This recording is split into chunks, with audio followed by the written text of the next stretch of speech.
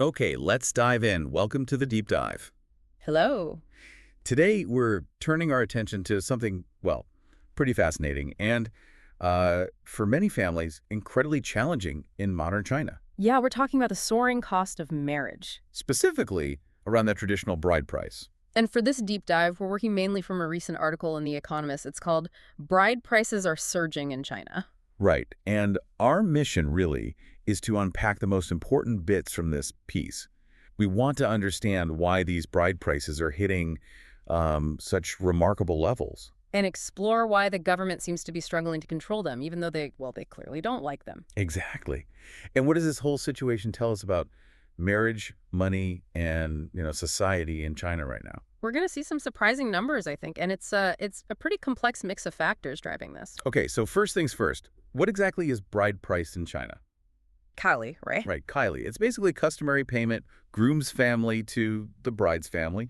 But it's not quite that simple. It varies.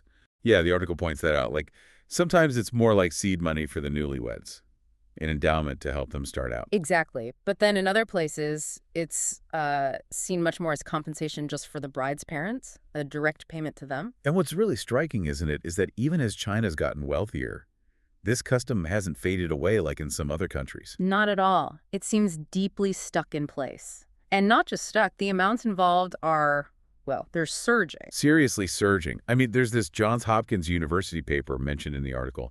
It found the median bride price in the countryside.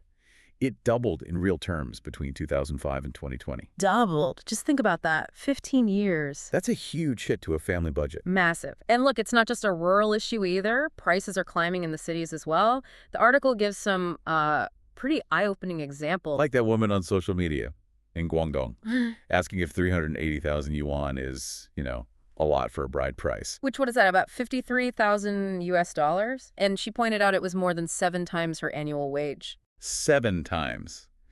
And did people react like, whoa, slow down? Well, one commenter apparently jumped in and said she should ask for 888,800 yuan, which is, an auspicious number, but Boy. Wow. Okay, so that 380,000 yuan is high, even for Guangdong.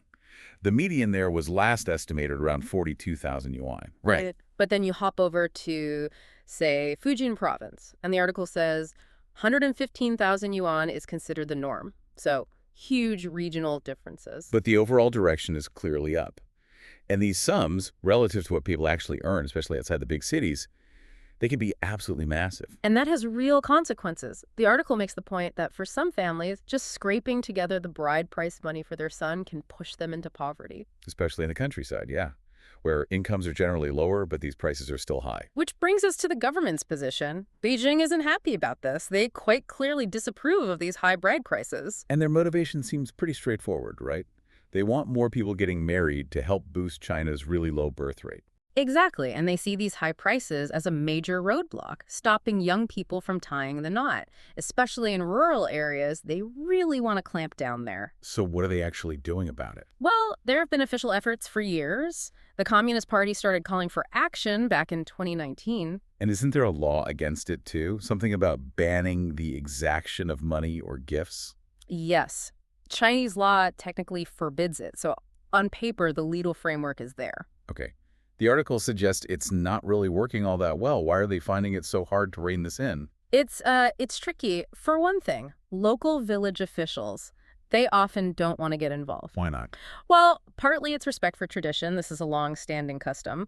But also, frankly, they're afraid of getting stuck in the middle of messy, sometimes very heated family arguments. Okay, that makes sense. Don't want to mediate that. Right. And even where they have tried putting caps on the prices, sometimes the caps themselves are still pretty high, like 50,000 to 80,000 yuan in parts of Gansu province. Still a lot of money for many families. Definitely.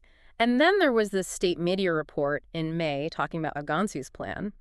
They aim to effectively control prices by late 2025 and then gradually reduce them in 2026. Sounds a bit vague. Well, the article's assessment was that the actual measures looked fairly meager, and crucially, there didn't seem to be any real penalties mentioned for going over the limits. So you've got the central government saying one thing, but on the ground it's customs, local reluctance, and maybe weak enforcement. Pretty much, but there are even bigger forces pushing back against reform. Like what? Like the sheer desperation of some men just trying to find a wife. Ah, the demographic imbalance. That's huge, isn't it? It's massive. The article quotes a projection. By 2027, China will have 119 men for every 100 women in those peak marrying ages. Wow. 119 to 100. That kind of imbalance just naturally creates intense competition, doesn't it? It gives women or their families a lot more leverage. Exactly. It inevitably pushes the price up. But it's not just pressure from the men's side driving this. Oh. The article points out that women themselves often resist attempts to lower or get rid of bride prices. Now, that seems counterintuitive. If it's causing such financial strain, why would women want to keep it high? Well, a key reason given is financial security. Many women apparently see the bride price as a kind of insurance policy. Insurance against what? Against divorce. The article notes that divorce rates in China are actually higher now than in America. Ah, okay. So how does the bride price work as insurance in a divorce? The idea seems to be that if the marriage breaks down, maybe some of the money goes back, but a good chunk can stay with the woman. So it provides a financial cushion if things go wrong. Yeah, a safety net. Yeah. In a society where divorce is becoming more common, you can see why that lump sum might feel important. That really changes the perspective, doesn't it? It's not just some old tradition. It's become this very practical financial tool for some people navigating modern life. Totally. And the article touches on these different viewpoints. You have some people in China arguing quite strongly that, look, this whole practice just commodifies women, turns marriage into a transaction. And there was that really intense online debate mentioned, right? About a man convicted of raping his fiancée after paying a big betrothal gift. Yeah, and the article describes how that brought out some, frankly, really disturbing arguments online from some quarters, people claiming that accepting the money somehow implied consent. Which is just awful. But it shows how charged this issue is. Absolutely. And that viewpoint, the commodification argument, is out there. But then contrasting with that, the article says many Chinese are quite coolly pragmatic about the cash demands. Pragmatic how? They don't necessarily see it as buying a wife, but more as just a practical part of the whole marriage negotiation. It's expected. There's that quote from the woman on Weibo that kind of sums it up, isn't there? Oh, money is the foundation of everything. You might not care about it in your heart, but if the other side doesn't even want to give it, that's a problem. Wow. So for her, and presumably others, the willingness to pay is like a key signal. Yeah. Of commitment, of ability to provide. It seems that way. It really highlights that while there are ethical critiques for lots of people just trying to build a stable life, it's a deeply practical consideration. Okay, so stepping back from all the details in this deep dive, pulling from that Economist article, what's the big picture here on Chinese bride prices?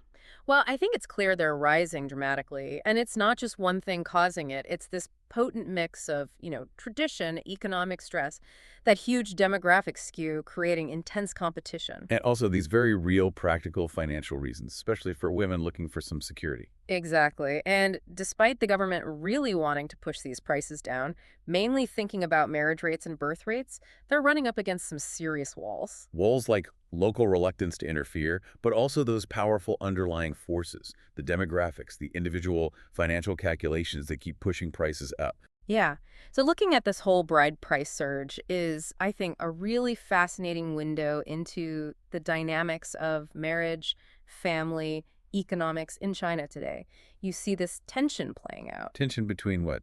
Like traditional customs and government policy. Yeah, and also between those big societal forces and just the everyday financial and social pressures that ordinary people are dealing with. It really makes you think, doesn't it? Yeah. About how we attach economic value to social customs. And maybe the fact that this bride price custom is not just persisting but surging, despite all the debate and the difficulties it causes. Maybe that tells us something deeper about the anxieties and the sheer practicalities people face when trying to build a life today, even when they're using these very old traditions to do it. It's a powerful thought. What does tradition mean when it's also functioning as a kind of modern financial instrument? Something for us all to think about.